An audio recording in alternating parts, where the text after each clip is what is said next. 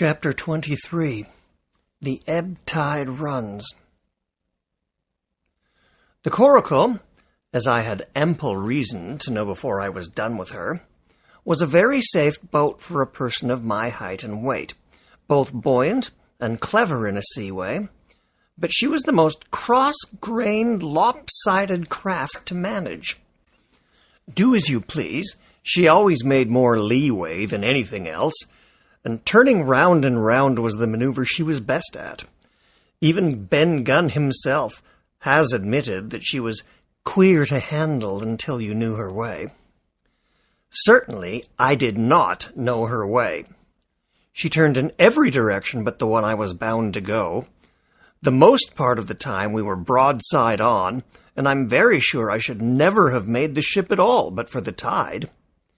By good fortune, paddle as I pleased, the tide was still sweeping me down, and there lay the Hispaniola, right in the fairway, hardly to be missed. First she loomed before me like a blot of something yet blacker than darkness. Then her spars and hull began to take shape, and the next moment, as it seemed, for the further I went the brisker the current grew, I was alongside her hawser, and had laid hold. The hawser was tight as a bowstring, so strong she pulled upon her anchor. All round the hull, in the blackness, the sweeping, rippling current bubbled and clattered like a mountain stream. One cut with my sea gully, and the Hispaniola would go humming down the tide. So far, so good. But it next occurred to my recollection that a taut hawser suddenly cut is a thing as dangerous as a kicking horse. 10 to 1, if I were so foolhardy as to cut the Hispaniola from her anchor, I and the Coracle would have been knocked clean out of the water. This brought me to a full stop, and if fortune had not again particularly favored me, I should have had to abandon my design. But the light airs which had begun blowing from the southeast and south had hauled round after nightfall into the southwest. Just while I was meditating, a puff came, caught the Hispaniola, and forced her up into the current, and to my great joy I felt the hawser slacken in my grasp, and the hand by which I held it dip for a second under water. With that I made my mind up. I took out my gully, opened it with my teeth, and cut one strand after another, till the vessel swung only by 2. Then I lay quiet, waiting to sever these last when the strain should once more be lightened by a breath of wind. All this time I had heard the sound of loud voices from the cabin, but to say truth, my mind had been so entirely taken up with other thoughts that I had scarcely given ear. Now, however, when I had nothing else to do, I began to pay more heed. One I recognized for the coxswain's, Israel Hands, that had been Flint's gunner in the former days. The other was, of course, my friend of the red nightcap. Both men were plainly the worse of drink, and they were still drinking, for even while I was listening, one of them with a drunken cry opened the stern window and threw out something, which I divined to be an empty bottle. But they were not only tipsy, it was plain that they were furiously angry. Oaths flew like hailstones. Every now and then there came forth such an explosion as I thought it was sure to end in blows. But each time the quarrel passed off and the voices grumbled lower for a while, until the next crisis came, and in its turn passed away without result. On shore, I could see the glow of the great campfire burning warmly through the shoreside trees.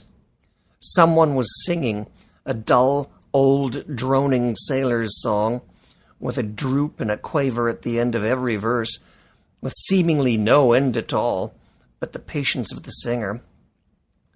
I had heard it on the voyage more than once, and remembered these words: "But one man of her crew alive, what put to sea with 75? And I thought it was a ditty rather too dolefully appropriate for a company that had met with such cruel losses in the morning. But indeed, from what I saw, All these buccaneers were as callous as the sea that they sailed on. At last the breeze came. The schooner sidled and drew near in the dark. I felt the hawser slacken once more, and with a good tough effort, I cut the last fibers through.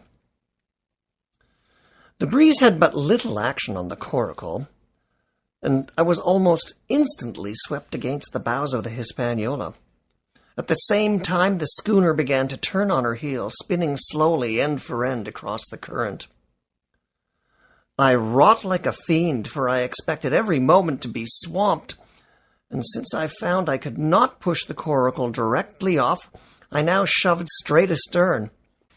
At length I was clear of my dangerous neighbour, and just as I gave the last impulsion, my hands came across a light cord that was trailing overboard across the stern bulwarks.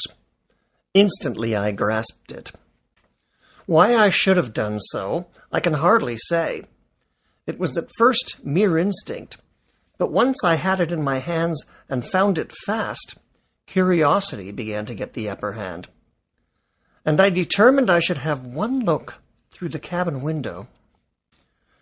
I pulled in, hand over hand on the cord, and when I judged myself near enough, rose at infinite risk to about half my height, and thus commanded a slice of the interior of the cabin. By this time the schooner and her little consort were gliding pretty swiftly through the water. Indeed, we had already fetched up level with the campfire. The ship was talking, as sailors say, loudly, treading the innumerable ripples with an incessant weltering splash, and until I got my eye above the window-sill, I could not comprehend why the watchman had taken no alarm. One glance, however, was sufficient, and it was only one glance that I durst take from that unsteady skiff. It showed me Hans and his companion locked together in a deadly wrestle, each with a hand upon the other's throat. I dropped upon the thwart again, none too soon, for I was near overboard. I could see nothing for the moment but those two furious and crimsoned faces swaying together under the smoky lamp, and I shut my eyes to let them grow once more familiar with the darkness. The endless ballad had come to an end at last, and the whole diminished company about the campfire had broken into the chorus I had heard so often. 15 men on a dead man's chest, they sang. I was just thinking how busy drink and the devil were at that very moment in the cabin of the Hispaniola when I was surprised by a sudden lurch of the coracle. At the same moment she yawed sharply and seemed to change her course. The speed in the meantime had strangely increased. I opened my eyes at once. All round me were little ripples, combing over with a sharp, bristling sound and slight phosphorescence. The Hispaniola herself, a few yards in whose wake I was still being whirled along, seemed to stagger in her course, and I saw her spars toss a little against the blackness of the night. Nay, as I looked longer, I made sure she also was wheeling to the southward. I glanced over my shoulder, and my heart jumped against my ribs. There, right behind me, was the glow of the campfire. The current had turned at right angles, sweeping around with it the tall schooner and the little dancing coracle, ever quickening, ever bubbling higher, ever muttering louder. It went pinning through the narrows for the open sea.